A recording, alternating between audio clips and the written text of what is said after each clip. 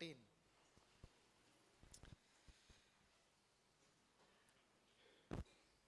We'll wait for everybody to open their Bibles and take the passage. എല്ലാവരും Bible തുറന്ന് ഭാഗം എടുക്കുന്നതിന് വരെ വെയിറ്റ് ചെയ്യും, including children. Yeah. Last week, in the Word of God, we completed verse 4. കഴിഞ്ഞ ആഴ്ച ദൈവഹിതത്തെ അനുസരിച്ച് നമുക്ക് 4-ാമത്തെ വാക്യം പൂർത്തീകരിക്കുവാൻ ഇടയായി. One session, because otherwise they would be asked to repeat it, the next week. ഒറ്റ സെഷനോട് തീർക്കുന്നവർ ഭാഗ്യവാന്മാർ, അല്ലെങ്കിൽ വീണ്ടും ആവർത്തിച്ച് കേൾക്കേണ്ടി വരും. I was not able to complete it last week, so Baby Gutti uncle came and said, why not you take this week as well? So I'm thankful to the assembly for that. ഇങ്ങനെ ഒരു അവസരം നൽകിയ ബേക്കുട്ടി സഭയോടും ബേക്കുട്ടിച്ചാനോടും ഇത് കഴിഞ്ഞ ആഴ്ച തീർക്കാൻ പറ്റാഞ്ഞുകൊണ്ട് ഇന്നും കൂടെ എടുത്ത് തീർക്കാൻ ആവശ്യപ്പെട്ടു.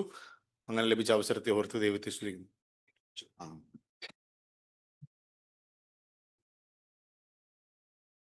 So in 1 Corinthians chapter 13, we have three things.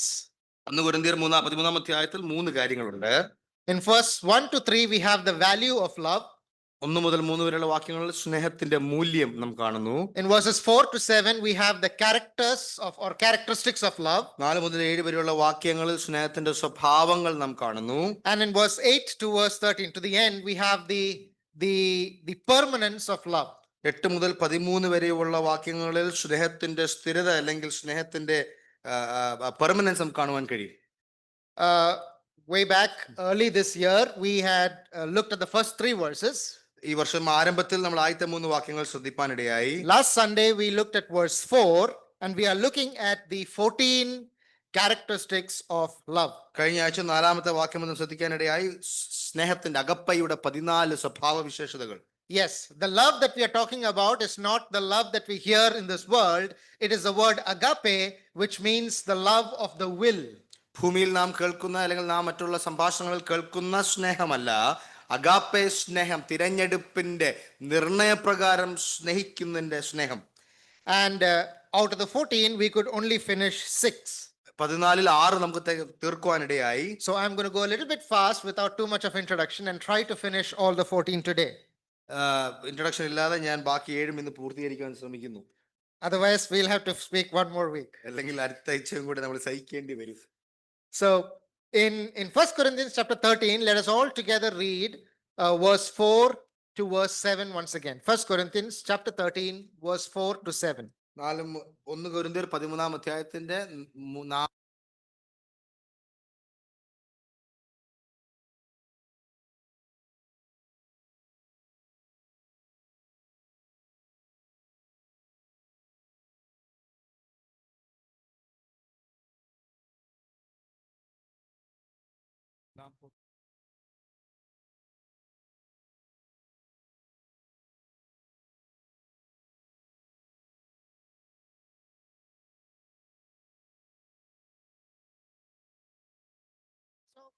So in order that I will just repeat without any explanation for the first 6.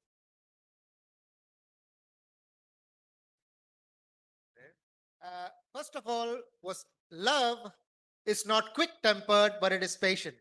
സ്നേഹം വേഗത്തിൽ കോപിക്കുന്നില്ല, പക്ഷെ ദീർഘമായി ക്ഷമിക്കുന്നു.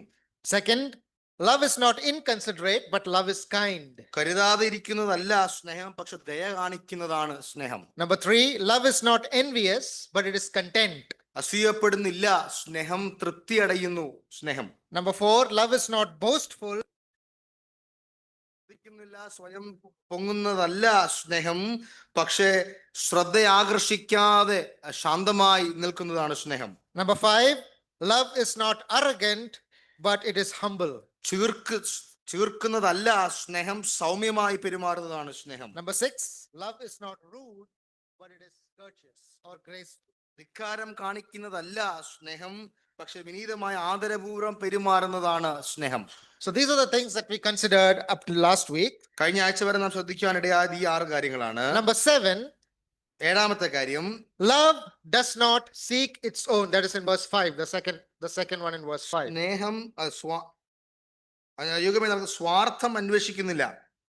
Love is not selfish, but is self-forgetful. സ്വാർത്ഥതയുള്ളതല്ല സ്നേഹം, സ്വയം ത്യജിച്ച് കളയുന്നതാണ് സ്നേഹം. The one who truly loves does not seek his own rights. ശരിയായി സ്നേഹിക്കുന്നവൻ അവന്റെ അവകാശങ്ങളെ അവൻ നോക്കുന്നില്ല. It does not measure anything by how much I get, but it measures as how much everybody gets, how beneficial it is. എനിക്ക് എന്തുമാത്രം ലഭിച്ചു എന്നതിന്റെ അളവുകോലിനേക്കാൾ ഉപരി മറ്റുള്ളവർക്കും കൂടെ എങ്ങനെ പ്രയോജനപ്പെടുന്നു എന്ന അളവുകോൽ കൊണ്ട് പെരുമാറുന്നതാണ് സ്നേഹം. And this was again an issue in the Corinthian church. ഇത് കൊരിന്ത്യർ സഭയിലും ഒരു പ്രയാസമായിരുന്നു.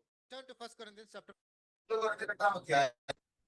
Here we have a topic that Paul is handling regarding food offered to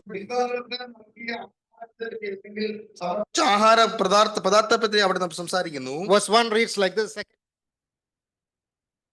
But love edifies. അറിവ് ചീർപ്പിക്കുന്നു, സ്നേഹമോ ആത്മീക വർധന വരുത്തുന്നു. 8-ാം അധ്യായം 1-ാം വാക്യം. Yes, and if you read through the chapters and then also in chapter 10, Paul is dealing with this particular issue that was there in the Corinthian church. അതുകൊണ്ട് ഈ പ്രത്യേകമായ വിഷയത്തെ അഭിസംബോധന ചെയ്താണ് താൻ കൊരിന്ത്യ സഭയ്ക്ക് ലേഖനം എഴുതുന്നത്. What was the problem? എന്തായിരുന്നു പ്രശ്നം? Some believers rightly believe that idols were just pieces of stone without any life. ചില വിശ്വാസികൾ വിശ്വസിച്ചു ബിംബങ്ങൾ കല്ലുകൊണ്ടുണ്ടാക്കിയ ബിംബങ്ങൾ മാത്രമാണ്, ജീവനില്ലാത്ത സാധനമാണ്. They're just wood pieces or stone pieces carved into some shape. അത് കല്ലുകൊണ്ടോ അല്ലെങ്കിൽ തടി കഷ്ണം കൊണ്ടോ ഉണ്ടാക്കിയ ഏതെങ്കിലും ഒരു ചിത്രമായിരിക്കും. They are powerless. They have no power in them. ശക്തിയില്ലാത്തവരാണ്, ജീവനില്ലാത്തതാണ്. Food is only food. ആഹാരമാണ്. So even if this food was offered in front of these stone pieces, there was no problem if we eat it. അതുകൊണ്ട് തന്നെ ഈ ആഹാരം ഇതുപോലുള്ള ബിംബങ്ങളുടെ മുൻപ് അർപ്പിതമായിരുന്നാൽ പോലും അത് കഴിക്കുന്നത് കൊണ്ട് പ്രത്യേകിച്ച് പ്രയാസമൊന്നുമില്ല. So that was what one group of people in the Corinthian church were thinking. അതായിരുന്നു കൊരിന്ത്യ സഭയിലെ ഒരു കൂട്ടം വിശ്വാസികൾ മുറുകെ പിടിച്ചത്. And there were other people in the Corinthian church who were weaker in faith. മറ്റുള്ള വിശ്വാസികൾ, ബലഹീനരായ വിശ്വാസികൾ, they were saved out of all of these backgrounds. ഇങ്ങനെയുള്ള ബിംബാരാധികളിൽ നിന്ന് അവർ രക്ഷിക്കപ്പെട്ട് വന്നവരായകൊണ്ട് And they struggled with this idea of eating food that is sacrificed to idols. വീണ്ടും അർപ്പിതമായ ബിംബ ആരാധനയ്ക്ക് അർപ്പിതമായ ആഹാരം കഴിക്കുന്നതിൽ അതിൽ നിന്ന് രക്ഷിക്കപ്പെട്ട് വന്ന ആളുകൾക്ക് ഒരുപക്ഷെ വിശ്വാസത്തിൽ ബലഹീനരുള്ളവരായിരിക്കും. അവർക്ക് അതിൽ പ്രയാസവും ബുദ്ധിമുട്ടും ഉണ്ടായിരുന്നു. So one group is believing what is wrong with it. There is nothing harmless. It is just a piece of stone. And the other group is really feeling bad because they are eating food offered to idols. അതുകൊണ്ട് ഒരു കൂട്ടം വിശ്വാസികൾക്ക് ഇത് ആഹാരമാണ്, ഇത് കഴിക്കുന്നതിന് പ്രത്യേകിച്ച് പ്രയാസമൊന്നുമില്ല. വേറൊരു കൂട്ടർക്ക് ഇത് കഴിക്കുന്നതിൽ പ്രയാസം അവർക്കുണ്ടായി. So what do? എന്ത് ചെയ്യും? Who is going to give up? ആര് തോറ്റുകൊടുക്കും? Should the weak brother give up because the other person is actually right? ബലഹീനരായ ഒരു കൂട്ടമാണോ അത് വിട്ടുകൊടുക്കേണ്ടത്? കാരണം മറ്റവരാണല്ലോ ശരി. It is right that the idols are just pieces of stone, nothing more than that. ശരിയാണ്, വിഗ്രഹങ്ങൾ പ്രത്യേകിച്ച് ഒരു ജീവനും ഇല്ലാത്ത സാധനമാണ്, അത് അതിനകത്ത് പ്രത്യേകിച്ച് കഴമ്പൊന്നുമില്ല. But how does Paul put this? Read verse 8. എന്നാൽ 8-ാമത്തെ വാക്യത്തിൽ പൗലോസ് എങ്ങനെ, 9-ാമത്തെ വാക്യത്തിൽ പൗലോസ് എങ്ങനെ പറയുന്നു? But beware lest somehow this liberty or this freedom of yours becomes a stumbling block to those who are weak. എന്നാൽ നിങ്ങളുടെ ഈ സ്വാതന്ത്ര്യം ബലഹീനന്മാർക്ക് യാതൊരു വിധത്തിലും തടസ്സങ്ങൾ അഴിവാരാതിരിക്കുവാൻ നോക്കുവിൻ. Turn to chapter 10. ആയി വരാതിരിക്കുവാൻ നോക്കുവിൻ. Turn to chapter 10. 10-ാമത്തെ അധ്യായം and let's read verse 23. 23-ാം വാക്യം. All things are lawful, സകലത്തിനും എനിക്ക് കർത്തവ്യമുണ്ട്, but not all things are helpful. എങ്കിലും സകലത്തിനും പ്രയോജനമുള്ളതല്ല. All things are lawful, എല്ലാം ന്യായമായിരിക്കാം, but not all things edify. സകലത്തിനും എനിക്ക് കർത്തവ്യമുണ്ടെങ്കിലും സകലവും ആത്മീക വർധന വരുത്തുന്നില്ല. Let no one seek his own good, but the good of his neighbor. ഓരോരുത്തൻ സ്വന്തം ഗുണമല്ല മറ്റുള്ളവരുടെ ഗുണം അന്വേഷിക്കട്ടെ. That is the character of agape love. ഇതാണ് അഗപ്പെ സ്നേഹത്തിന്റെ സ്വഭാവവിശേഷത. I have my rights. എനിക്ക് എന്റെ അവകാശമുണ്ട്. I know that what I am doing is right. ഞാൻ ചെയ്യുന്നത്, ഞാൻ വിശ്വസിക്കുന്നത് ശരിയാണ്. But I am going to forsake my rights for the sake of the other person's joy. എന്നാൽ മറ്റുള്ള വിശ്വാസിയുടെ സന്തോഷത്തിന് വേണ്ടി എന്റെ അവകാശത്തെ ഞാൻ ത്യജിച്ചു കളയുന്നു. That is agape love. അതാണ് അഗാപ്പെ സ്നേഹം. You see, we live today in a I, me, myself culture. ഇന്ന് നാം ഞാൻ എന്റേത് എന്റെ മാത്രം എന്ന് പറയുന്ന ഒരു സാമൂഹിക സമൂഹത്തിലാണ് നാം It is a ജീവിക്കുന്നത്. time of radical individualism. എന്റെ സ്വയത്തെ എടുത്തു കാണിക്കുന്ന ഒരു കാലഘട്ടത്താണ് ഞാൻ I am ജീവിക്കുന്നത്. the center of the universe. My things matter most. ഞാനാണ് ഭൂമി, എന്റെ ഭൂമിയും എന്റെ ജീവിതവും എന്റെ ലോകവുമാണ് ഏറ്റവും പ്രധാനമുള്ളത്. Even if you look at our work culture, it is so competitive that in order to get ahead, I have to stamp on somebody else and go. ആധുനിക ചിന്താഗതി എന്ന് പറയുന്നത് മറ്റുള്ളവരെ ചവിട്ടിയാലും ഞാൻ മുന്നോട്ട് പോയേ മതിയാകുകയുള്ളൂ എന്റെ ഗുണത്തിന് വേണ്ടി. But agape love is totally different. എന്നാൽ അഗാപ്പെ സ്നേഹം ഇതിന് നേരെ വിപരീതമാണ്. It does not insist on its own rights. അത് സ്വന്തം അവകാശങ്ങൾക്ക് വേണ്ടി മുറുകെ പിടിക്കുന്നില്ല, മറ്റുള്ളവർക്ക് വേണ്ടി ത്യജിച്ചു കളയുന്നു. Yes, it does not seek its own. അതിന്റെ സ്വയത്തെ അത് അന്വേഷിക്കുന്നില്ല. Look at the Lord Jesus. കർത്താവായ യേശുക്രിസ്തുവിനെ നോക്കിയാൽ If he had insisted on his own rights, there would be no cross. തന്റേതായ അവകാശങ്ങൾക്ക് വേണ്ടി കർത്താവ് മുറുകെ പിടിച്ചിരുന്നുവെങ്കിൽ ക്രൂശ് മരണമോ സംഭവിക്കില്ലായിരുന്നു. He did not consider equality with God, that was his right, something to be grasped. ദൈവത്തോടുള്ള സമത്വം മുറുകെ പിടിച്ചു കൊള്ളണമെന്ന് താൻ വിചാരിച്ചില്ല. തന്റെ അവകാശമായിരുന്നു, എങ്കിലും താൻ അതിൽ നിന്ന് വിട്ടുമാറുവാൻ തീരുമാനിച്ചു. He did not come to be ministered unto, but to minister. സേവിക്കപ്പെടുവാനല്ല, സേവിക്കുവാൻ അത്രേ താൻ വന്നത്. And the apostle Paul also modeled himself in that same pattern. അപ്പോസ്തലനായ പൗലോസും താൻ അങ്ങനെ തന്നെയാണ് തന്റെ ജീവിതത്തെ മാതൃകയാക്കിയത്. Chapter 10 and verse 33. 10-ാം അധ്യായം 33-ാമത്തെ വാക്യം. Just as I also please all men in all things, not seeking my own profit, but the profit of many, that they may be saved. ഞാനും എന്റെ ഗുണമല്ല, പലർ രക്ഷിക്കപ്പെടേണ്ടതിന് അവരുടെ ഗുണം തന്നെ അന്വേഷിച്ചുകൊണ്ട് എല്ലാവരെയും എല്ലാം കൊണ്ട് പ്രസാദിപ്പിക്കുന്നുവല്ലോ. Even in our homes, we see glimpses of this love. നമ്മുടെയും ഭവനങ്ങളിൽ ഈ സ്നേഹത്തിന്റെ പ്രദർശനം നാം കാണുന്നുണ്ട്. Mothers who sacrifice their careers for the sake of their children. മക്കൾക്ക് വേണ്ടി മാതാക്കൾ അവരുടേതായ കരിയറോ ജീവിതമോ മാറ്റിവെക്കുന്നത്. Fathers who sacrifice all of their ambition for the sake of their family. അവരുടെ കുടുംബത്തിന് വേണ്ടി പിതാക്കന്മാർ ഭർത്താക്കന്മാർ അവരുടെ ജീവിതത്തിലെ പല ആഗ്രഹങ്ങളും മാറ്റിവെക്കുന്നത്. That is agape love. അത് അഗാപ്പെ സ്നേഹമാണ്. Laying down your rights for others. എന്റെ അവകാശങ്ങളെ ഞാൻ മുറുകെ പിടിക്കാതെ അത് ഏൽപ്പിച്ചു കൊടുക്കുവാൻ തയ്യാറാകുന്നത്. Dearly beloved, walking in love, walking in that more excellent way means this. പ്രിയമുള്ളവരെ, സ്നേഹത്തിൽ നടക്കുക എന്ന് പറയുന്നത്, അത്യുത്തമത്തിൽ നടക്കുക എന്ന് പറയുന്നത് എന്റെ അവകാശങ്ങളെ മുറുകെ പിടിക്കാതെ മറ്റുള്ളവരുടെ ഗുണം അന്വേഷിക്കുക. It is not about you anymore. എന്നെ പറ്റിയോ എന്റെ ലോകത്തെ പറ്റിയോ അല്ല ഇത്. It is about others. എന്റെ സ്വയമല്ല, മറ്റുള്ളവർക്ക് വേണ്ടി. It is about giving up even your lawful rights for the joy of another. എനിക്ക് നീതിയുള്ള, എനിക്ക് അവകാശമുള്ള എന്റെ ന്യായങ്ങളെ ഞാൻ വിട്ടുകളഞ്ഞ് മറ്റുള്ളവർക്ക് വേണ്ടി ത്യജിച്ചു. Love's motive is always the good of others. Agape സ്നേഹത്തിന്റെ ഉദ്ദേശശുദ്ധി എന്ന് പറയുന്നത് മറ്റുള്ളവരുടെ നന്മയാണ്. So do I quietly trample on others to get what I want? അതുകൊണ്ട് മറ്റുള്ളവരെ മെതിച്ചു കളഞ്ഞ് ചവിട്ടിക്കളഞ്ഞ് എന്റെ അവകാശങ്ങൾക്ക് വേണ്ടി ഞാൻ പോരാടാറുണ്ടോ?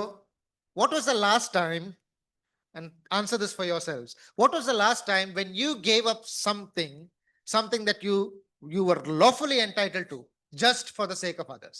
എപ്പോഴാണ് ഏറ്റവും അവസാനമായി എനിക്ക് അവകാശമുള്ള കാര്യമായിരുന്നെങ്കിൽ പോലും മറ്റുള്ളവർക്ക് വേണ്ടി ഞാൻ ഏൽപ്പിച്ചു കൊടുത്ത, വിട്ടുകളഞ്ഞ ഒരവസരം? I will leave that answer between you and God. അത് ദൈവവും ഞാനും തമ്മിലുള്ള ഉത്തരമായി നിൽക്കട്ടെ. Number 8. 8-ാമത്തെ കാര്യം, Agape love is not irritable, but it is good tempered. ദ്വേഷപ്പെടുന്നില്ല, പക്ഷേ So Paul is saying it is not easily provoked. അസഹ്യപ്പെടുത്തുന്ന സ്വഭാവമല്ല, അസഹ്യപ്പെടാറില്ല, പ്രകോപിതരാകുന്നില്ല. Thank you. And this complements verse 4. അതാണ് 4-ാമത്തെ വാക്യത്തിൽ ഇതിന്റെ നേരെ വിപരീതം നാം കാണുന്നത്. There you see the positive side. Love is patient. അവിടെ ദീർഘമായി ക്ഷമിക്കുന്നു.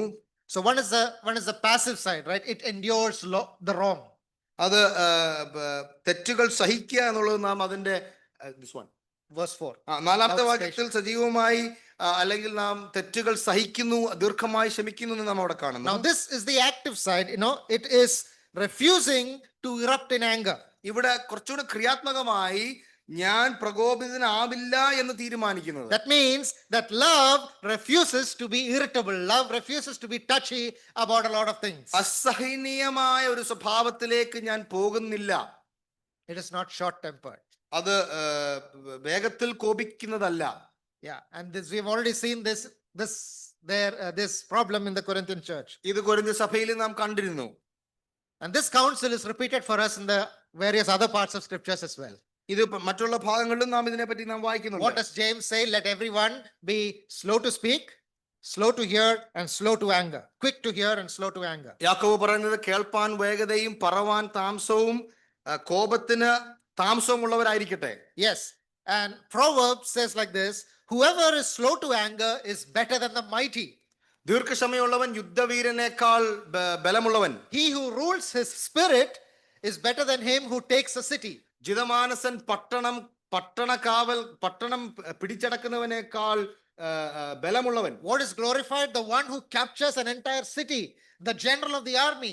He is on one side, and the person who has power over his own spirit, has control over his anger, he is mightier than the person who takes the city. പടനായകൻ ചെന്ന് പട്ടണം പിടിക്കുന്നതാണ് ലോകത്തിന്റെ കണ്ണുകളിൽ ഏറ്റവും വലിയ കാര്യം. പക്ഷെ വേദപുസ്തകം പറയുന്നു ജിതമാനസൻ പ്രകോപിതനാകാതിരിക്കുന്നതാണ് അതിനേക്കാൾ മഹത്വകരമായ സ്വഭാവ വിശേഷത. The preacher says in Ecclesiastes, he says like this, Ecclesiastes chapter 7 and verse 9, he says, be not quick in your spirit to become angry, for anger lodges in the heart of fools. സ്വാപ്രസംഗിയുടെ പുസ്തകത്തിൽ 7-ാം അധ്യായം നാം വായിക്കുന്നത് നിങ്ങളുടെ ആത്മാവിൽ നിങ്ങൾ കോപിതരാകരുത്, കാരണം കോപം Chapter 7 verse 9. Ecclesiastes chapter 7 and verse 9. ബുദ്ധിശൂന്യരുടെ ഹൃദയത്തിലാണ് കോപം ഉണ്ടാകുന്നതാണ് നാം വായിക്കുന്നത്. It's in the heart of fools. So next time you feel like a temptation to get angry, remember what the Spirit says in Ecclesiastes, that anger rests in the heart of fools. അടുത്ത പ്രാവശ്യം ദേഷ്യപ്പെടാൻ തോന്നുമ്പോൾ നാം ഈ വാക്യം പ്രത്യേകം ശ്രദ്ധിക്കുക. അത് ബുദ്ധിശൂന്യവരായ എന്നെ ചൂണ്ടിക്കാണിക്കുന്നു. ബുദ്ധിശൂന്യവരായ ഹൃദയത്തിൽ വരുന്നു എന്ന് കാണിക്കുന്നു. Yeah. So anger is not always sinful. കോപം എപ്പോഴും പാപപങ്കലിതമല്ല. The scripture shows righteous anger as well as unrighteous anger. നീതിയുള്ള കോപമുണ്ട്, ദേഷ്യമുണ്ട്, എന്നാൽ നീതി ഇല്ലാത്ത രീതിയിൽ നാം കോപിക്കുന്നവരുമാണ്. Righteous anger is always God-centered. നീതിയുള്ള കോപം എന്ന് പറയുന്നത് ദൈവികമായ കാര്യങ്ങളിൽ അധിഷ്ഠിതമാണ്. When the zeal of his house had eaten him up, the Lord Jesus got angry at those who were making the temple of God a place of business. ദേവാലയത്തെ പറ്റി തന്റെ ഹൃദയത്തിൽ എരിവുണ്ടായപ്പോൾ താൻ അവിടെ കോപിച്ചു എന്ന് നാം വായിക്കുന്നു, കാണുന്നു. Yes, you read when Paul, the apostle Paul, went through the streets of Athens, you see that his anger was provoked within him. That's how it reads. Acts chapter 17 and verse 16. താൻ Athens തെരുവിലൂടെ താൻ നടന്നപ്പോൾ ദൈവകാര്യങ്ങൾക്കെതിരെ അവിടെ കാര്യങ്ങൾ പ്രവർത്തിക്കുന്നത് കണ്ടപ്പോൾ ആത്മാവിൽ എരിവുള്ളവനായി അവൻ പ്രകോപിതനായി എന്ന് നാം വായിക്കുന്നു. That is righteous anger. അത് നീതിയുള്ള കോപമാണ്. But then unrighteous anger or irritation, that is always self-centered. എന്നാൽ അനാവശ്യമായി പ്രകോപിതനാകുന്നത് എന്ന് പറയുന്നത് അത് സ്വയത്തിൽ അധിഷ്ഠിതമാണ്. Jonah was angry with God because he showed mercy to Nineveh. നിനവയോട് ദയ കാണിച്ചത് കൊണ്ട് യോന ദൈവത്തോട് ദേഷ്യപ്പെട്ടു. Moses was angry because the people were complaining, and instead of speaking to the rock, he smote the rock, and God punished him for that. ആളുകൾ തുടർന്ന് പിറുപിറുത്തത് കൊണ്ട് മോശയ്ക്ക് ദേഷ്യം വന്ന് പറയുന്നതിന് പകരം പാറമേൽ അവൻ അടിച്ചു, കോപിതനായി. You see how easily we excuse our anger. We say that it is just my temperament. I am like that. നാം പലപ്പോഴും പറയും എന്റെ സ്വഭാവം അങ്ങനെയാണ്, ഞാൻ അങ്ങനെ ആയിപ്പോയി എന്ന് നാം പറഞ്ഞു ഒഴിവ് പറയുന്ന മനുഷ്യരാണ്. That is not just a personality problem. അതൊരു വ്യക്തിത്വത്തിൽ അടിസ്ഥിതമായ പ്രശ്നമല്ല. It is a failure to walk in love. അത് സ്നേഹത്തിൽ നടപ്പാൻ ഞാൻ പരാജയപ്പെടുന്നത് കൊണ്ടാണ്. Let us never forget that the next time that we get angry, it is a failure to walk in love. And I speak this more to myself than to anybody here. ഞാൻ ദേഷ്യപ്പെടുമ്പോൾ ഞാൻ സ്നേഹത്തിൽ നടക്കുന്നില്ല എന്നുള്ള ചിന്തയിൽ ഞാൻ ഇരിക്കണം. അത് എന്നോട് തന്നെ ഞാൻ പറയും. When I am angry with my wife for a very small thing. ചെറിയ കാര്യത്തിന്, നിസാരമായ കാര്യത്തിന് ഞാൻ പ്രകോപിതനായി എന്റെ ഭാര്യയോട് ഞാൻ പെരുമാറുമ്പോൾ. Because when I come back from office after a long tired day, I snap at the kids probably for no reason. ഞാൻ ഓഫീസിൽ ഒരു ദീർഘമായ ദിവസത്തിന് ശേഷം കുഞ്ഞുങ്ങളുടെ മേൽ വളരെ അനാവശ്യമായി ഞാൻ പ്രകോപിതനായി പെരുമാറാറുണ്ട്. Just because my brother or sister in church does not agree with me or do the things the way I want, I snap at them. സഭയിലെ സഹോദരന്മാർ ഞാൻ പറയുന്ന രീതിയിൽ, ഞാൻ ആഗ്രഹിക്കുന്ന രീതിയിൽ പെരുമാറാതിരിക്കുമ്പോൾ ഞാൻ അവരോട് പ്രകോപിതരായി പെരുമാറാറുണ്ട്. If love rules our heart, anger should go. സ്നേഹം നമ്മുടെ ഹൃദയത്തെ വാഴുന്നെങ്കിൽ പ്രകോപനപരമായ സ്വഭാവം നമ്മളിൽ നിന്ന് മാറിപ്പോണം. The fruit of the Spirit is love, joy, peace, patience, kindness, goodness, faithfulness, gentleness, and self-control. ആത്മാവിന്റെ ഫലം സ്നേഹം, സന്തോഷം, സമാധാനം തുടങ്ങിയ ദയ. The last one is self-control. അവസാനം എന്ന് പറയുന്നത് ഇന്ദ്രിയമാണ്. Yes, anger is the opposite of the Spirit's work in us. ദേഷ്യം പ്രകോപിക്കപ്പെടുക എന്ന് പറഞ്ഞാൽ സ്വയം നിയന്ത്രിതമായ ഇന്ദ്രിയത്തിന് നേരെ വിപരീതമായ സ്വഭാവ വിശേഷതയാണ്. Somebody said like this, ഒരാൾ ഇങ്ങനെ പറഞ്ഞു, where the fire of love is kept in, the flames of wrath will not easily kindle. Yes. When the fire of love is kept in, then the flames of wrath will not easily kindle. I think everybody. സ്നേഹത്തിന്റെ തീ എന്റെ ഹൃദയത്തിൽ ഉണ്ടെങ്കിൽ ദേഷ്യത്തിന്റെ അല്ലെങ്കിൽ പ്രകോപനപരമായ സ്വഭാവത്തിന്റെ പുകയൊന്നും വന്ന് അതിനെ തള്ളിക്കളയുവാൻ ഇടയാകില്ല. So what will you choose? അതുകൊണ്ട് Will ഞാൻ you എന്ത് choose to തെരഞ്ഞെടുക്കും? get angry or will you choose to love? ഞാൻ പ്രകോപിതനായി തീരുവാൻ ഞാൻ തെരഞ്ഞെടുക്കുന്നുവോ, സ്നേഹത്തിൽ ഇടപെടുവാൻ തെരഞ്ഞെടുക്കുന്നുവോ? Number 9. ഒൻപതാമത്തെ കാര്യം, Agape love is not vindictive, it is forgiving. Agape സ്നേഹം ദോഷം കണക്കിടുന്നില്ല, അല്ലെങ്കിൽ പകരം വീട്ടുന്നില്ല, പക്ഷേ ക്ഷമിക്കുന്നു. Love thinks no evil. എല്ലാം പൊറുക്കുന്നു. സ്നേഹം ദോഷം കണക്കിടുന്നില്ല. Yes, love does not keep a record of wrongs. തെറ്റുകളുടെ കണക്ക് സ്നേഹം എടുത്തു വെക്കുന്നില്ല. And the word that is used, that Paul is using here under the inspiration of the Spirit, is an accountant's term. പരിശുദ്ധാത്മാവ് നിറവിൽ അപ്പോസ്തലനായ പൗലോസ് ഒരു അക്കൗണ്ടന്റ് പദവി, ഒരു കണക്കുപിള്ളയുടെ കാര്യമാണ് ഇവിടെ എഴുതിയിരിക്കുന്നത്. Yes, it means that love does not store up in a ledger. എന്ന് വെച്ചാൽ സ്നേഹം തെറ്റുകൾ എഴുതിക്കൂട്ടുന്ന സ്വഭാവമല്ല. People can write things down so that they don't forget later. മറക്കാതിരിക്കാൻ വേണ്ടി ആളുകൾ എഴുതുന്നവരാണ്. And agape love does not do that. Agape സ്നേഹം അത് ചെയ്യാറില്ല. It keeps a record of good, but it never keeps a record of wrong. നന്മയുടെ കാര്യങ്ങൾ അത് രേഖപ്പെടുത്തുമെങ്കിലും ചെയ്ത തെറ്റുകളുടെ കണക്ക് അത് രേഖപ്പെടുത്തുന്നില്ല. And the Corinthian church had a problem with this as well. Corinthian സഭയിലും ഇതേ പ്രശ്നമുണ്ടായിരുന്നു. They quarreled with each other. അവർ അന്യോന്യം അവർ കോപിച്ചു, അവർ പ്രശ്നമുണ്ടാക്കി, കലഹിച്ചു. They could not solve their problems. അവരുടെ പ്രശ്നങ്ങൾക്ക് പരിഹരിക്കാൻ കഴിഞ്ഞില്ല. So they dragged one another even to the court. അതുകൊണ്ട് അന്യോന്യം അവർ കോടതി വ്യവഹാരങ്ങളിലേക്ക് അവർ കൊണ്ടുപോയി. 1 Corinthians chapter 6. 1 കൊരിന്ത്യർ 6-ാം അധ്യായം. Turn to 1 Corinthians chapter 6 and read 6 and 7. 6-7 വാക്യങ്ങളിൽ, അല്ല സഹോദരൻ സഹോദരനോട് വ്യവഹരിക്കുന്നത് അത് അവിശ്വാസികളുടെ മുൻപിൽ തന്നെ നിങ്ങൾക്ക് തമ്മിൽ വ്യവഹാരം ഉണ്ടാകുന്നത് തന്നെ കേവലം പോരായ്മയാകുന്നു. അതിനു പകരം നിങ്ങൾ അന്യായം സഹിച്ചു കൊള്ളാത്തത് എന്ത്, നഷ്ടം ഏറ്റുകൊള്ളാത്തത് എന്ത്? You see, you are quarreling with each other up to the point that you are taking your quarrels to the unbelievers. നിങ്ങൾ അന്യോന്യം അടിയുണ്ടാക്കി അവിശ്വാസ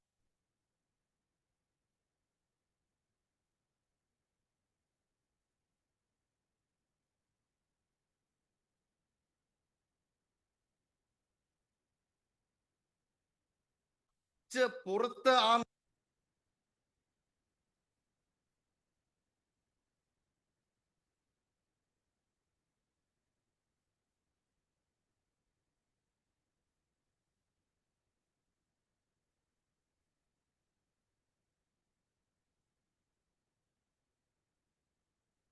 കണക്കിട്ടാൽ ആര് നിന്റെ സന്നിധിയിൽ നിൽക്കും? And when God does not keep an account of our iniquity, what right do we have to keep an account of the problems and the difficulties of others? എന്റെ പോരായ്മകളുടെ കണക്ക് ദൈവം കണക്കാക്കുന്നില്ലെങ്കിൽ പിന്നെ അന്യോന്യമുള്ള തെറ്റുകുറ്റങ്ങളുടെ കണക്ക് പുസ്തകം ഞാൻ എന്തിനെടുക്കുന്നു?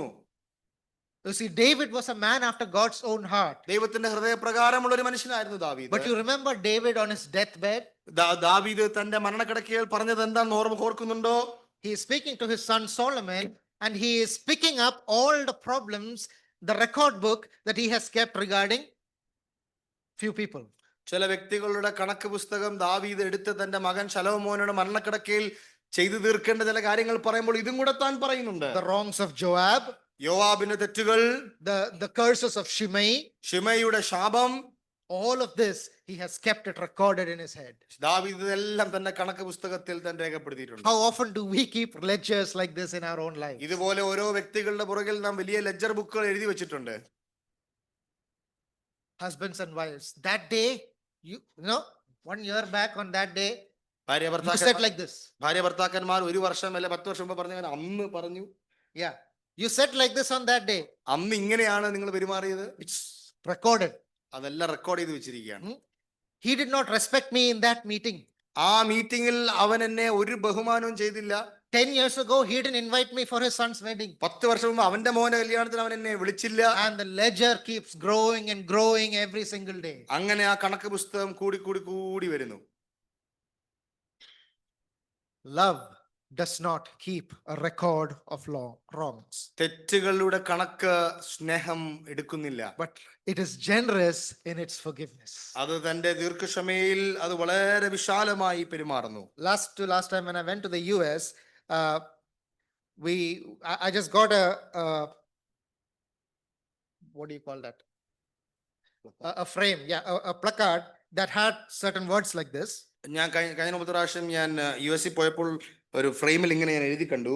It's for husband and wife. So it says like this: the first to apologize is the bravest. അവിടെ എഴുതിയിട്ടുണ്ട്, ആദ്യം ക്ഷമിക്കുന്നവരാണ് ഏറ്റവും ധൈര്യശാലി. The first to apologize. ആദ്യം ക്ഷമ ചോദിക്കുന്നതാണ് ഏറ്റവും വലിയ The ധൈര്യശാലി. first to forgive is the strongest. ആദ്യം ക്ഷമിക്കുന്നതാണ് ഏറ്റവും ശക്തിയുള്ളവൻ. And the first to forget is the happiest. ഏറ്റവും ആദ്യം മറക്കുന്നവനാണ് ഏറ്റവും സന്തോഷമുള്ളത്. Yeah, the first to apologize is the bravest. The first to forgive is the strongest. And the first to forget is happiest. ആദ്യം ക്ഷമ ചോദിക്കുന്നയാൾ ഏറ്റവും ധൈര്യശാലി, ആദ്യം ക്ഷമിക്കുന്നവൻ ഏറ്റവും ശക്തിയുള്ളവൻ, ആദ്യം മറക്കുന്നവൻ ഏറ്റവും സന്തോഷമുള്ളവൻ. Yes. And what is our example? നമ്മുടെ ഉദാഹരണം എന്താണ്? Our Lord Jesus on the cross. കർത്താവായ യേശുക്രിസ്തു തന്നെ. Father, forgive them. Forgive them, for they don't know what they do. പിതാവ് ഇവർ ചെയ്തതെന്തെന്ന് ഇവർ അറിയായകയാൽ ഇവരോട് ക്ഷമിക്കണമേ. I know my rights. I know, and I have a record of every single guilt of every single person on this planet. But Father, forgive them. എല്ലാവരുടെയും കുറ്റം അല്ലെങ്കിൽ എന്റെ അവകാശങ്ങളുടെ വലിയ പട്ടിക എനിക്കുണ്ട്, പക്ഷെ എങ്കിലും പിതാവേ അവരോട് ക്ഷമിക്കണം. All the laws and the commandments and the handwriting that was against us, he rubbed it clean with his blood. എനിക്കെതിരെ ഉണ്ടായിരുന്ന എല്ലാ കൈയെഴുത്തും എനിക്ക് തന്റെ രക്തം കൊണ്ട് താൻ അതെനിക്ക് വിമോചിക്കപ്പെട്ടു തന്നിരിക്കുന്നു. There are people who are going through hurt. വേദനയിൽ കടന്നു പോകുന്ന ആളുകളുണ്ട്. Yes, sometimes people go through depression. ചില ആളുകൾ നിരാശയിൽ പോകുന്നവരുണ്ട്. Hurt is a very strong feeling. വേദന എന്ന് പറയുന്നത് വളരെ വളരെ വേദന ഉളവാക്കുന്ന ഒരു വികാരമാണ്. You see, someone must have really wounded you very deeply. ഒരു പക്ഷേ എന്നെ ഒരാൾ വളരെ വേദനിപ്പിച്ചിട്ടുണ്ടാകാം. What they did was wrong. അത് അവർ ചെയ്തത് ശരിയായിരിക്കില്ല. They should have never said like that. അങ്ങനെ അവർ പറയാൻ പാടില്ലായിരുന്നു. But agape love says, no matter how wrong he did, I am going to choose to forgive. എന്നാൽ അഗാപ്പെ സ്നേഹം എന്ന് പറയുന്നത് അവരെന്തുമാത്രം എന്നോട് ഇങ്ങനെ ചെയ്താലും ഞാൻ ക്ഷമിക്കുവാൻ ഞാൻ തെരഞ്ഞെടുക്കുന്നു. Imagine how free we would be if we just forgave and let it go.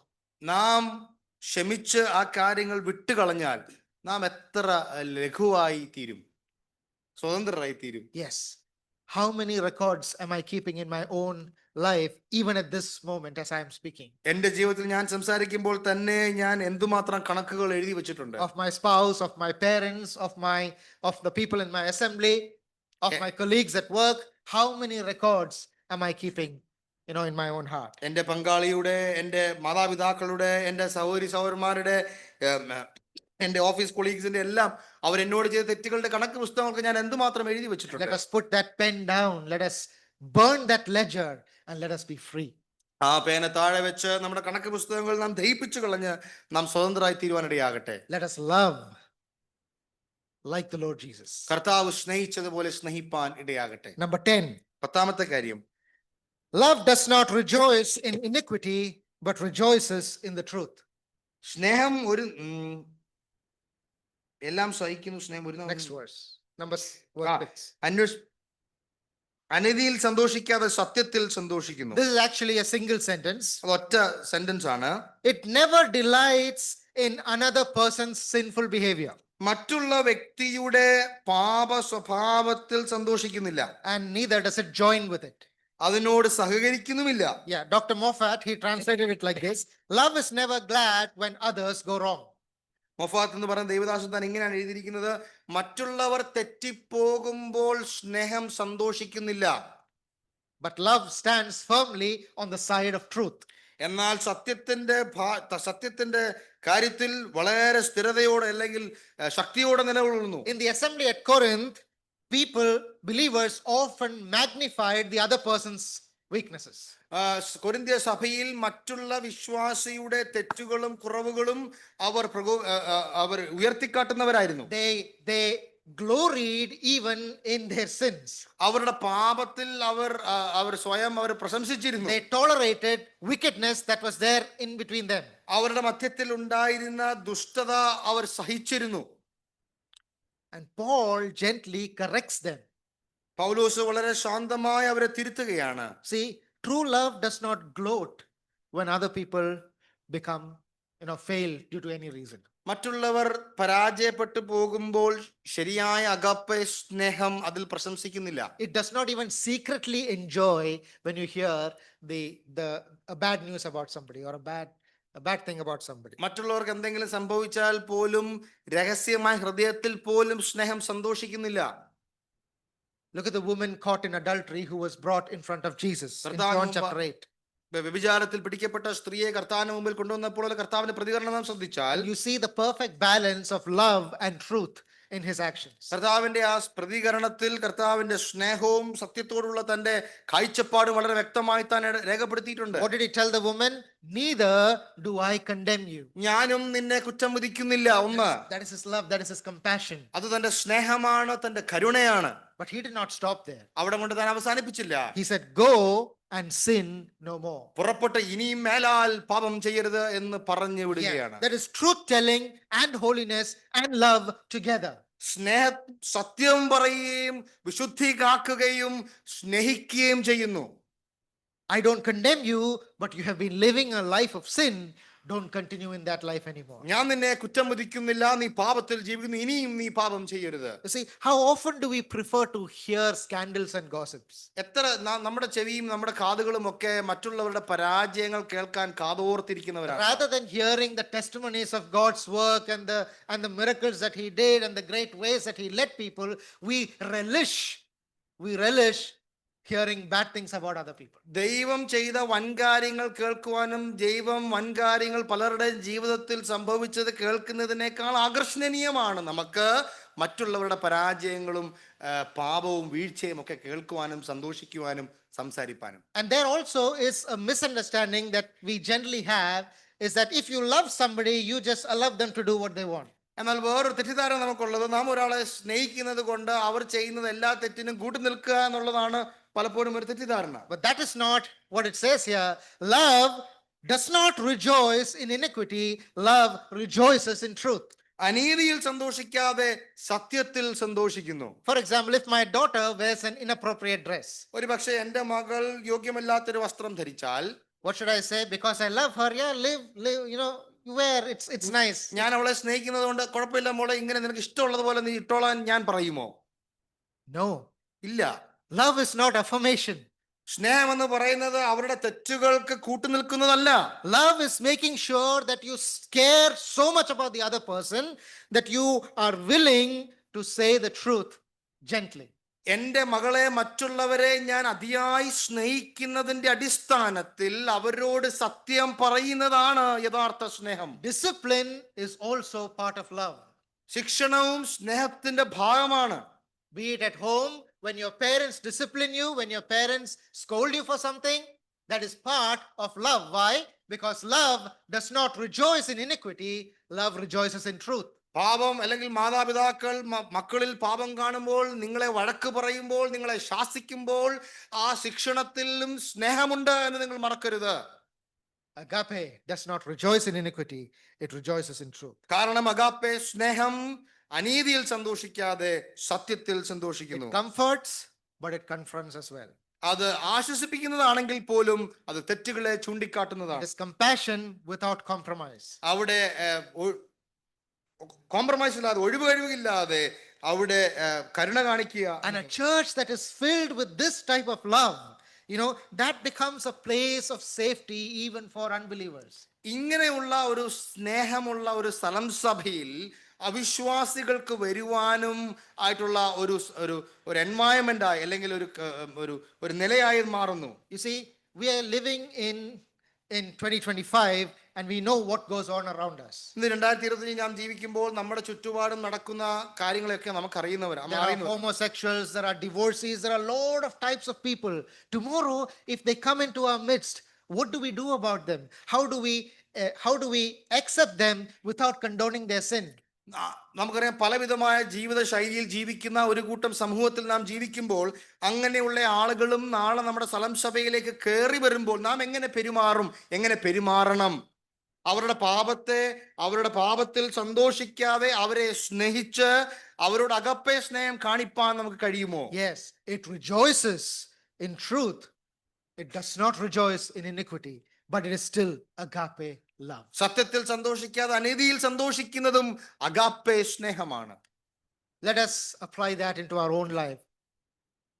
സത്യത്തിൽ സന്തോഷിച്ച് അനീതിയിൽ സന്തോഷിക്കാത്തതാണ് അഗാപ്പെ സ്നേഹം. Number 11. 11ാമത്തെ കാര്യം, That is in verse 7. 7ാമത്തെ വാക്യത്തിൽ It bears all things. എല്ലാം പൊറുക്കുന്നു. Love does not expose, but it bears. സ്നേഹം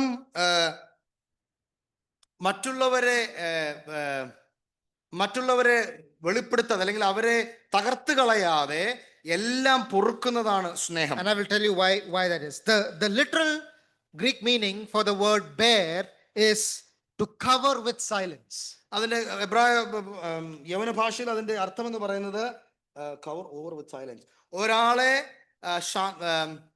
ഒരാളെ അവരുടെ തെറ്റിൽ നിന്ന് അല്ലെങ്കിൽ അവരുടെ ജീവിതത്തിൽ വന്ന ഒരു പരാജയത്തിൽ നിന്ന് അവരെ തകർത്ത് കളയാതെ നിശബ്ദതയിൽ അവരെ മറയ്ക്കുക എന്ന് പറയുന്ന ഒരു അർത്ഥമാണ്. Yes, it is not exposing their faults but covering them up. അവരുടെ പരാജയങ്ങളെ മറ്റുള്ളവരുടെ മുമ്പിൽ വെളിപ്പെടുത്താതെ നിശബ്ദതയിൽ അവരെ മറയ്ക്കുക എന്നുള്ളതാണ്. Yes, that is the meaning of the word bear. അതാണ് ആ ബെയർ അല്ലെങ്കിൽ എല്ലാം പൊറുക്കുന്നു എന്ന് പറയുന്ന വാക്കിന്റെ അർത്ഥം. Yeah, it's like holding fast in a watertight vessel. എന്ന് വെച്ചാൽ ഒരു പാത്രത്തിൽ എയർ കയറാത്ത ഒരു പാത്രത്തിൽ ഇങ്ങനെ പിടിച്ചു വെക്കുക എന്നുള്ളത്, മറച്ച് പ്രൊട്ടക്ട് ചെയ്യുക. Like a roof that does not leak. ചോർച്ചയില്ലാത്ത ഒരു ചുവര് പോലെ തന്നെ. That is the meaning of that word bear. അതാണ് ആ വാക്കിന്റെ അർത്ഥം. Scroggie, Graham Scroggie, in one of his books, he says like this: love is strong in its silences. That is how he translates this. ഈ ഭാഗം താൻ പറയുന്നത് Devadasan Graham സ്ക്രോബി പറയുന്നത് തന്റെ സ്നേഹം നിശബ്ദതയിൽ വളരെ ശക്തമാണ്. It patiently endures what it has to suffer. സഹിക്കേണ്ടതെല്ലാം വളരെ ശാന്തമായി ദീർഘമായി ക്ഷമിച്ച് ഉൾക്കൊള്ളുന്നതാണ് സ്നേഹം. Even if the faults are directed at you, love makes you remain quiet publicly. ഒരു പക്ഷേ എനിക്കെതിരെയാണ് അല്ലെങ്കിൽ ആ തെറ്റുകൾ എനിക്കെതിരെയാണ് ചെയ്തെങ്കിൽ പോലും സ്നേഹം ശാന്തമായി നിശബ്ദമായി പൊതുവിൽ നിലകൊള്ളുന്നു. And this is the opposite. എന്നാൽ കൊരിന്ത്യർ സഭയിലെ വിശ്വാസികൾ തെറ്റുകുറ്റങ്ങൾ കുറവുകൾ മറ്റുള്ളവരുടെ മുമ്പിൽ പ്രദർശിപ്പിക്കാൻ അവർക്ക് മടിയില്ലായിരുന്നു. Yeah, forbearing one another, forgiving one another. If any of you has a quarrel against any, even as Christ forgave you, so do ye. Colossians chapter 3 and verse 13. കൊലോസ്യലേഖനം 3-ാം അധ്യായത്തിൽ അന്യോന്യം നിങ്ങൾക്ക് പ്രശ്നമുണ്ടെങ്കിൽ കലഹിക്കുന്നുണ്ടെങ്കിൽ ക്രിസ്തു നിങ്ങളോട് ക്ഷമിച്ചതുപോലെ അന്യോന്യം ക്ഷമിക്കുവിൻ. That does not mean that love just accepts everything. അതിന്റെ അർത്ഥം സ്നേഹം എല്ലാം അംഗീകരിക്കുന്നു എന്നല്ല. It chooses not to rebel. അത് മറുതലിക്കുവാൻ ഇടയാകുന്നില്ല, അല്ലെങ്കിൽ എക്സ്പോസ് അല്ലെങ്കിൽ മറ്റുള്ളവരെ താഴ്ത്തിക്കെട്ടുവാൻ ഇടയാകുന്നില്ല. About the Lord Jesus, when he was reviled, he reviled not again, but silently committed himself to, committed everything to him that judges righteously. തന്നെ ശകാരിച്ചിട്ടും കർത്താവ് പകരം ശകാരിക്കാതെ നീതിയുള്ള പിതാവിന്റെ കരങ്ങളിലെല്ലാം ഭദ്രമായി തന്നെ ഏൽപ്പിച്ചു. That is what agape love does. അതാണ് അഗാപ്പെ സ്നേഹം ചെയ്യുന്ന സ്വഭാവം. And reflect on our own lives. നമ്മുടെ ജീവിതം നാം ശ്രദ്ധിച്ചാൽ, Do I bear others' faults in silence, or do I just spread it across to them? ഞാൻ മറ്റുള്ളവരുടെ പരാജയങ്ങൾ ശാന്തമായി നിശബ്ദതയോടുകൂടെ സഹിക്കുന്നതാണോ, പൊറുക്കുന്നതാണോ, അല്ലെങ്കിൽ ഉൾക്കൊള്ളുന്നതാണോ, മറയ്ക്കുന്നതാണോ, അതോ മറ്റുള്ളവരുടെ തെറ്റുകളെ ഞാൻ വ്യാപിപ്പിക്കുന്നവനാണോ? And I learned one thing from my grandpa, Silas Apichan. ഞാൻ പഠിച്ച ഒരു കാര്യം, he knew a lot of people in lot of assemblies around the world. ലോകത്തിലെ പല സ്ഥലം സഭകളിൽ പല ആളുകളെ എനിക്ക് അറിയാമായിരുന്നു. And many people used to tell him lot of things. ഒരുപാട് ആളുകൾ തന്നോട് ഒരുപാട് രഹസ്യങ്ങൾ പറയുമായിരുന്നു. But nobody at home knew anything. ഭവനത്തിൽ ആർക്കും അത് അറിയുമായിരുന്നില്ല. The secrets of other people who confided in him were kept in his heart. Sometimes even Ammachi did not know it, and we did not know it at all. ചില ആളുകൾ അവരുടെ രഹസ്യങ്ങൾ അപ്പച്ചനുമായിട്ട് share ചെയ്യുമ്പോൾ അത് അമ്മച്ചി പോലും ഞങ്ങൾ പോലും അറിയുമായിരുന്നില്ല. But today even kids in our assembly know about the private matters of the older people. എന്നാൽ നമ്മുടെ ഇവിടെയുള്ള ചില കുഞ്ഞുങ്ങൾക്ക് പോലും പ്രായമുള്ളവരുടെയും പല കാര്യങ്ങളും അറിയാമെന്നുള്ളത് ദുഃഖകരമായ ഒരു കാര്യമാണ്. Love covers a multitude of sins. സ്നേഹം ഒരുപാട് പാപത്തെ ക്ഷമിച്ചു കളയുന്നു. Yes, love is tested in daily lives. സ്നേഹം ദൈനംതോറുമുള്ള ജീവിതത്തിൽ പരീക്ഷിക്കപ്പെടുന്നതാണ്. Gossips in the WhatsApp groups. WhatsApp ഗ്രൂപ്പിൽ കാണുന്ന ഗോസിപ്പുകൾ, some WhatsApp groups are there only to spread these gossips, and I came to know about it recently. ചില WhatsApp ഗ്രൂപ്പുകൾ ഇത് പറയാൻ വേണ്ടി മാത്രമുള്ള ചില WhatsApp ഗ്രൂപ്പുകളുണ്ട്. See, and the saddest part is some of God's children are also part of that. അതിന്റെ വളരെ ദുഃഖം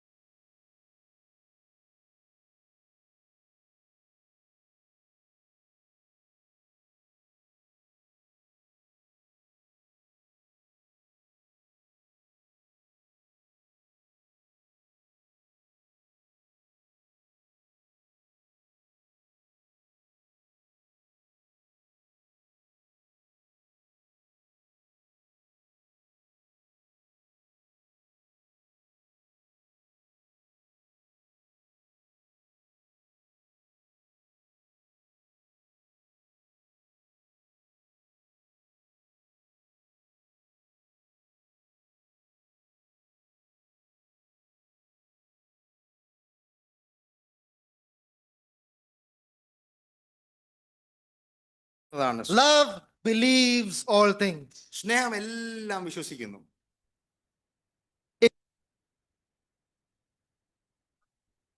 മറ്റുള്ളവരിൽ നിശ്ചയദാർഢ്യത്തോടുകൂടെയുള്ള അവരുടെ ആ കോൺഫിഡൻസിനെ ബിൽഡ് ചെയ്യാൻ എല്ലാം വിശ്വസിക്കുന്ന സ്വഭാവത്തിന് കഴിയും. That does not mean that you are blind and easily deceived by other people. അതിന്റെ അർത്ഥം ഞാൻ മറ്റുള്ളവർ പറയുന്ന എല്ലാം വിശ്വസിക്കുന്നു എന്നതിന്റെ അർത്ഥമല്ല. But it is not suspicious. It always gives the other person the benefit of the doubt. മറ്റുള്ള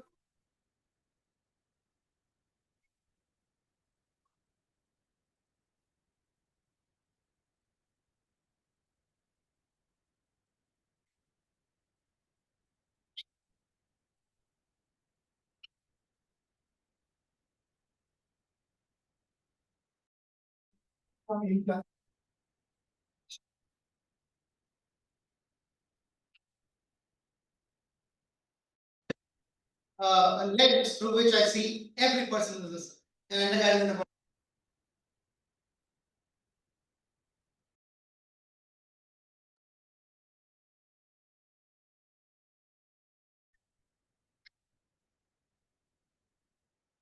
ആ വ്യക്തി ഞാൻ എല്ലാ വ്യക്തിയെ പറ്റി എനിക്ക് അതാണ് കാഴ്ചപ്പാട്. ആ വ്യക്തി എന്ത് പറഞ്ഞാൽ ആ കാഴ്ചപ്പാടിലൂടെ ഞാൻ ആ വ്യക്തിയുടെ കാര്യങ്ങൾ സ്വീകരിക്കാറുള്ളൂ. That is not how agape is. അങ്ങനെയല്ല അഗാപ്പെ സ്നേഹം. It always takes the best view of the other people. It gives them the benefit of that. മറ്റുള്ളവരുടെ ഏറ്റവും അവരുടെ നന്മ കണ്ട് അവർക്ക് ക്രെഡിറ്റ് നൽകുന്ന ഒരു സ്വഭാവ വിശേഷത. The Lord Jesus said, if your brother sins against you 7 times, and then 7 times comes and says sorry, what should he do? Forgive. സഹോദരൻ നിന്നോട് 7 തവണ തെറ്റ് ചെയ്താൽ 7 തവണ ക്ഷമ പറഞ്ഞാൽ yes, yes, Luke 17 verse 4. Yes, that's the word that all right. The Lord Jesus, he saw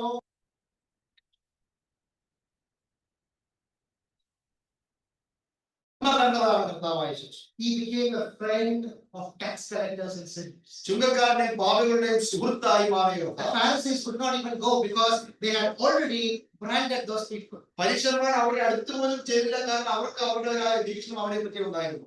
Lord Jesus went and he was a friend of tax collectors and sinners. Now he trusted them.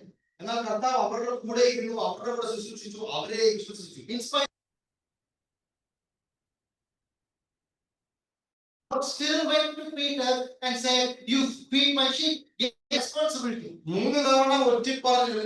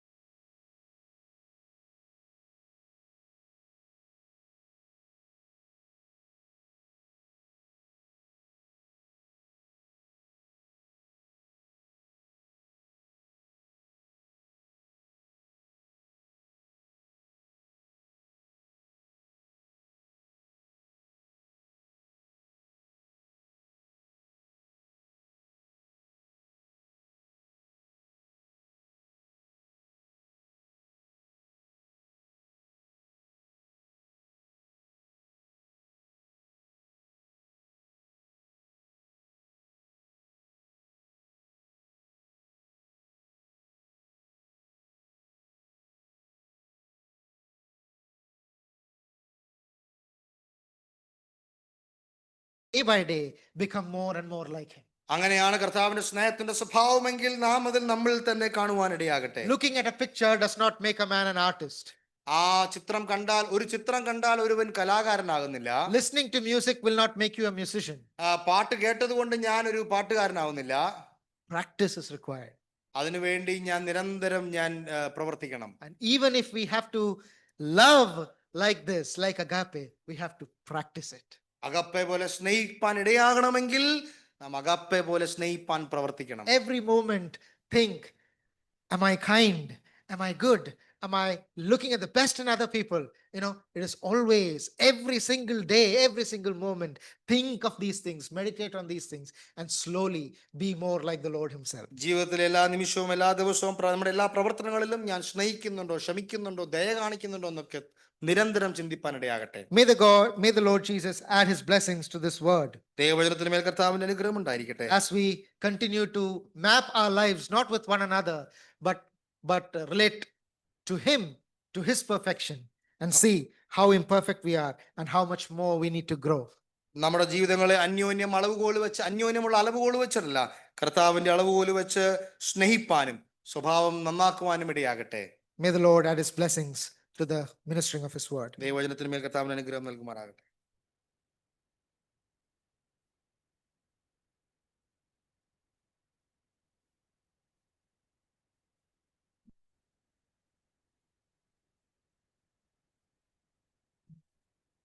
പ്രാർത്ഥനയ്ക്കായി നമ്മുടെ കണ്ണുകളെ അടയ്ക്കാം.